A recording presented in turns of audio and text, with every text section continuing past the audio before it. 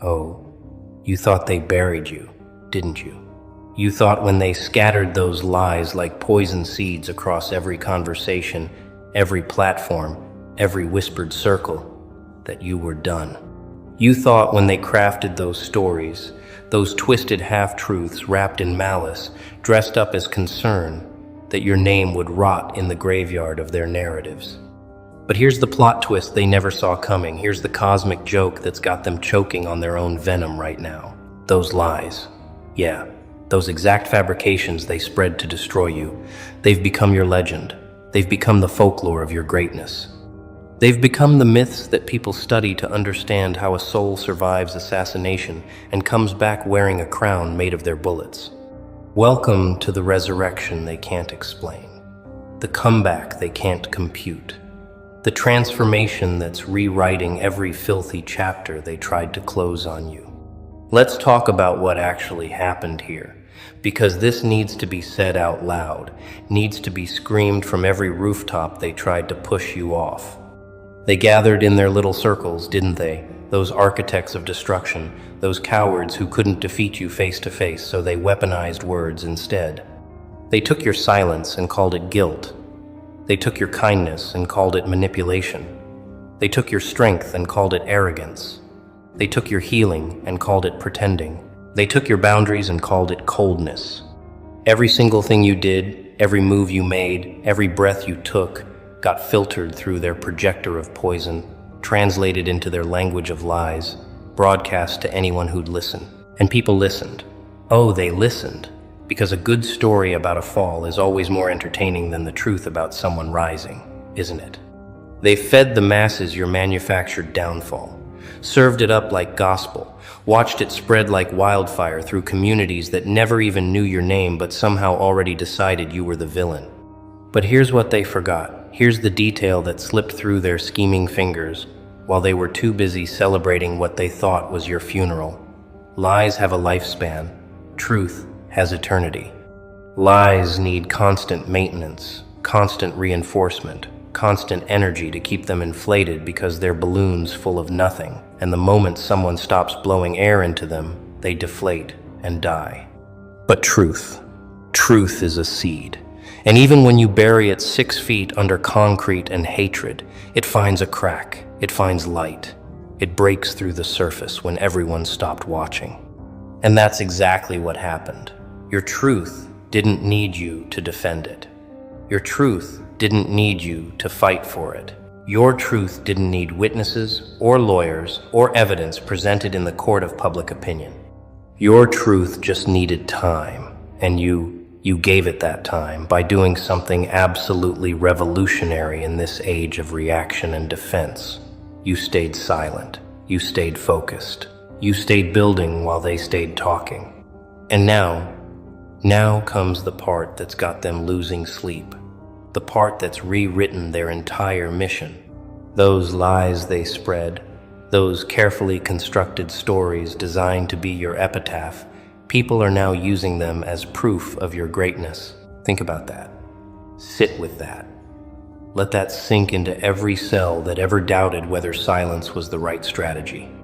They said you were too ambitious, and now people look at your empire and say, of course they came for someone this powerful. They said you were cold, and now people see your boundaries and say, that's how legends protect their energy. They said you were fake, and now people watch your consistency and say, that's the discipline of someone who knew their worth all along.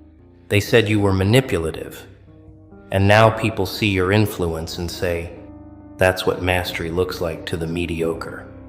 Every single lie has become evidence. Every single attack has become testament. Every single attempt to diminish you has become proof that you were always the giant they couldn't reach. So they tried to shrink you with stories instead. The transformation of their poison into your power isn't magic, it's mathematics. It's the inevitable outcome, when lies meet sustained truth, when projections meet authentic presence, when hatred meets someone who refuses to hate themselves. You see, they operated on a fundamental miscalculation, a fatal flaw in their entire strategy. They assumed you'd break. They bet everything on the belief that sustained lies would eventually crack your foundation, that if enough people believed the fiction they'd created, you'd start believing it too. They thought social pressure would reshape your identity, that isolation would force you to doubt your own narrative, that eventually you'd come crawling back, desperate for acceptance, willing to become whatever they needed you to be just to make the attacks stop. They thought they were destroying you, but they were actually testing you, and you passed every single examination they didn't even realize they were administering. Because here's what happened in that crucible of lies, in that furnace of false narratives, in that wilderness of slander and whispers and manufactured outrage. You learned something they'll never understand, something that separates the legends from the forgotten, something that divides those who survive from those who transcend. You learned that your identity cannot be voted on. You learned that your truth doesn't require consensus. You learned that your worth isn't determined by how many people believe the stories about you, but by how unshakable you remain when the whole world seems convinced of a fiction. They were teaching you invincibility and didn't even know it. Every lie was a test of your foundation. Every rumor was a question. Do you know who you are when everyone says you're someone else? And you answered, not with words, not with explanations, not with the frantic defense they were counting on. You answered with presence. You answered with results. You answered with a life that contradicted every narrative they'd constructed. And the people, the ones who matter, the ones with eyes that can see beyond the smoke, they started noticing something. They started seeing the gap, the glaring chasm between what was said about you and what you actually were. They watched you move in silence while your accusers screamed. They watched you build while your enemies broadcast. They watched you grow while the people who claimed to know your secrets stayed exactly where they were, stuck in the quicksand of their own bitterness. And slowly, then suddenly, the narrative flipped. The lies became legends, not because they were true, but because they revealed the level of threat you posed. Only someone extraordinary gets that much coordinated hatred. Only someone destined for greatness inspires that level of organized destruction. Only someone who was already winning gets attacked by an alliance of losers, pretending to be concerned citizens. The streets started talking, and what they said would make your former executioners sick to their stomachs if they had the capacity for honest reflection. You know why they came for them so hard? Because they saw the future and knew they couldn't compete. You notice how everyone who spread those lies is still exactly where they were 5 years ago? The fact that they survived all that and still succeeded tells you everything you need to know. Your silence became legendary. Your comeback became mythical. Your refusal to engage became the ultimate power move, studied and quoted and referenced as the blueprint for how to handle betrayal in the age of instant character assassination. The very people who once nodded along with the lies now use your story as proof that lies can't stop destiny, that slander can't kill purpose, that a coordinated attack from small minds is just confirmation that you were never meant to stay small. But let's go deeper, because there's a layer here that needs to be excavated, a truth about this whole dynamic that explains why your victory cuts so deep, why their failure hurts them so completely. When they spread those lies, they weren't just trying to damage your reputation, they were trying to rewrite reality itself. They needed you to be what they said you were because your actual existence threatened their entire worldview. If you were really the good person you presented as, if you were really as talented as you appeared, if you were really as principled as you claimed, then what did that make them? If you could achieve what you achieved without compromising, without cutting corners, without becoming the monster they'd normalized being, then their entire justification system collapsed. They needed you to be secretly terrible because that would mean everyone's secretly terrible and they're just more honest about it. So they projected. They took every dark corner of their own psychology and painted it onto you. They accused you of the exact manipulations they practiced daily. They called you arrogant for the confidence they wished they had. They called you fake for maintaining composure they'd never mastered. They called you calculated for having the strategy they lacked. Every accusation was a confession. Every lie was a revelation about them. And the world, slowly but inevitably, started reading between the lines, started seeing the accusations as X-rays of the accusers' souls. When someone says you're selfish, and you're literally sacrificing daily for your vision, people notice. When someone calls you disloyal, and you've never betrayed a principle, people take notes. When someone screams that you're dangerous and you're just existing peacefully in your purpose, people start asking why someone working so hard to destroy you.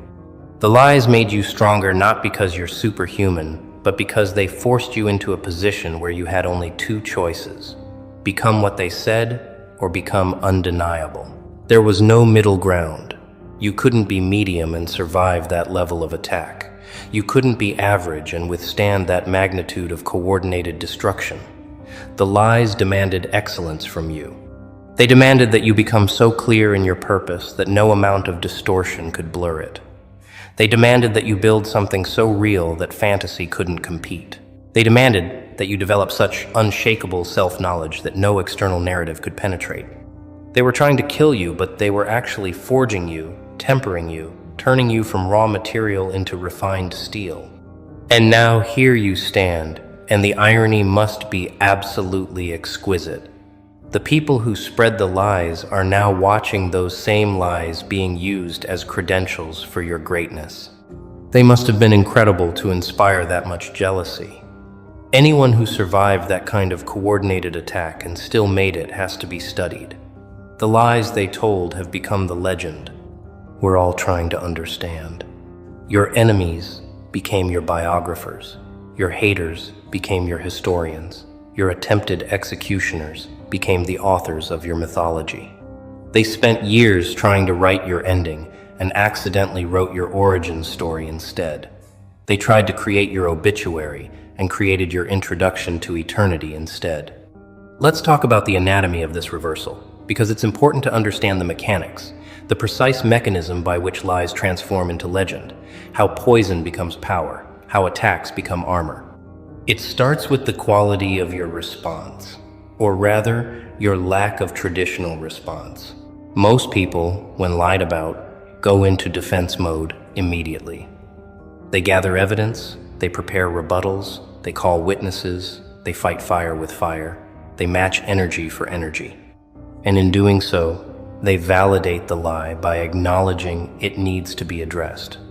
They give it oxygen, they give it attention, they give it the very thing lies need to survive: engagement. But you did something different.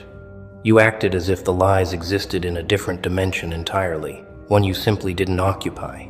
You didn't ignore them out of weakness or fear. You ignored them out of clarity. You knew that every second spent defending against fiction was a second stolen from building reality. So while they talked, you worked. While they gossiped, you strategized. While they held court in their echo chambers, you held counsel with your vision. While they perfected the art of tearing down, you mastered the science of building up. And the gap between you and them started widening, slowly at first, then exponentially. Every day you didn't engage was a day you pulled further ahead. Every moment you didn't waste energy on defense was a moment invested in offense against your own limitations. Every hour they spent maintaining lies was an hour you spent creating truth. The math was always in your favor. They just didn't realize they were in a race where their weapon was making them slower and yours was making you faster. Then comes the second factor, the erosion of credibility. Lies, especially coordinated ones, require consistency to maintain believability. The story has to stay straight. The narrative has to remain coherent. The players have to remember their lines. But humans are terrible at sustaining fiction, especially when that fiction contradicts observable reality. So cracks started appearing. Someone would tell version A of the lie, while someone else told version B. Details would change. Timelines would shift. The story would get more dramatic with each retelling until it became obviously absurd. Meanwhile, You remained remarkably consistent because truth doesn't require memorization. It just requires existence. Your story stayed straight because it was real. Your narrative remained coherent because it wasn't constructed. Your life testified on your behalf without you having to say a word. The third factor is the most devastating for them: results. You can lie about someone's character, but you can't lie about their outcomes. You can fabricate stories about someone's methods, but you can't fabricate their achievements. You can create fiction about someone's intentions, but you can't create fiction about their impact.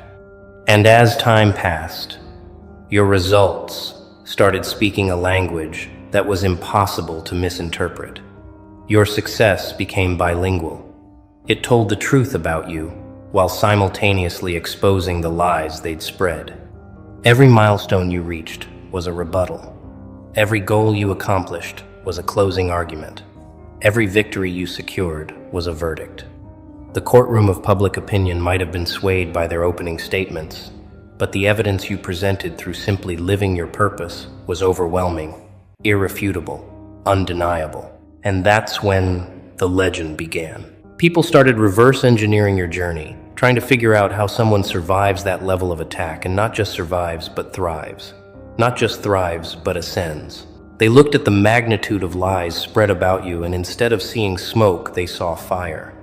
They reasoned, correctly, that only someone truly exceptional inspires that level of coordinated effort to destroy them. Normal people don't get that kind of attention.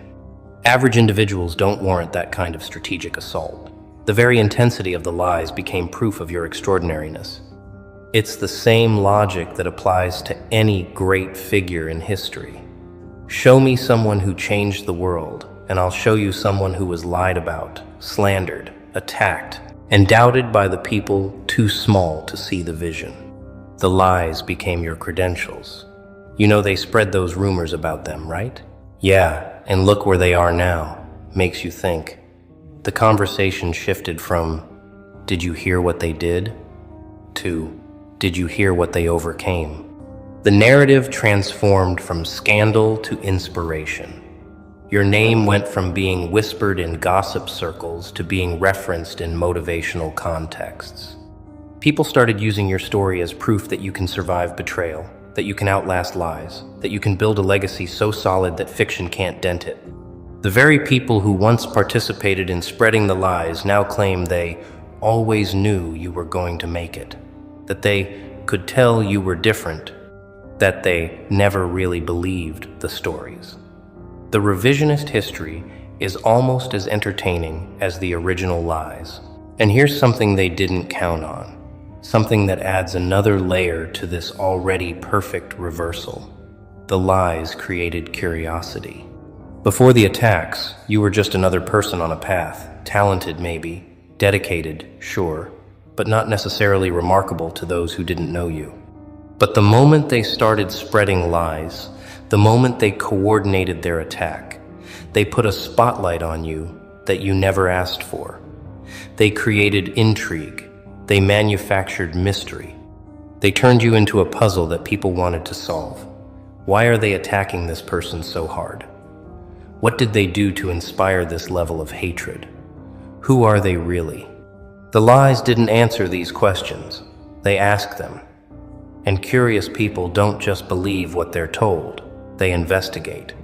So people started watching you more closely, not to catch you slipping like your enemies hoped, but to understand the contradiction between what was being said and what they could observe.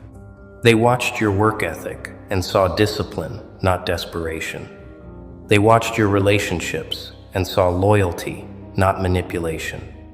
They watched your responses and saw maturity, not guilt. They watched your growth and saw authenticity, not performance. Every single person who came to observe the monster they'd heard about found a human being instead. And not just any human being, but one who was clearly operating at a level that justified the jealousy they'd inspired. The lies created an audience for your excellence. Your enemies did your marketing for you. Think about the mechanics of this for a moment.